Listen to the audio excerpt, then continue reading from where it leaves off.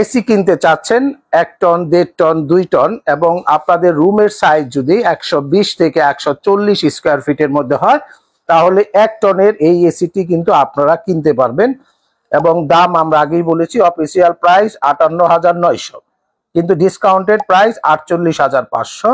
যদি আপনার রুমের সাইজ 140 থেকে 180 স্কয়ার ফিটের মধ্যে হয় আপনারা নিশ্চিন্তে হাইসেন্সের এই ইনভার্টার এসিটি নিতে পারবেন।